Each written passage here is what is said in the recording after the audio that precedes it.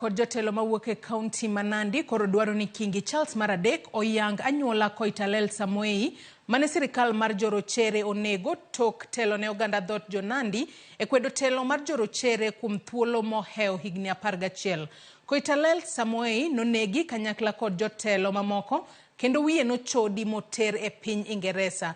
Bende gikwayo piny Ingeresa oduok wiye kendo osir wede Koitalel e yor somo kod miyo gi tije kaka yor chulo sanda mane gikale e lwet jorochere.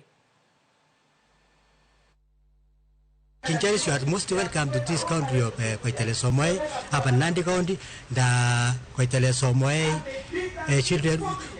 Wapate hata kuungana na kupatia scholarship, wapatie kazi huko. Hiyo ndio tunataka. Hata British High Commission wachukue mtoto mmoja from the family of Koitalel Samoei akae hapo. So we are appealing to this government or British government led by King Charles, who is traveling to Kenya, that let us come together and sit together and we see how we can employ these children, how we can assist us, how we can give us free scholarship to United Kingdom. We should have a discussion around that particular issue so that if the colonialists who actually killed Mzee took the skull, they should be able to release the skull and bring it back so that these people can be rest assured and the family can be rest assured that the Mzee is rested. We have forgotten the people who had the longest resistance, who are documented as having fought the British with crude weapons, with skill, without the use of guns, and they were able to actually resist for that long.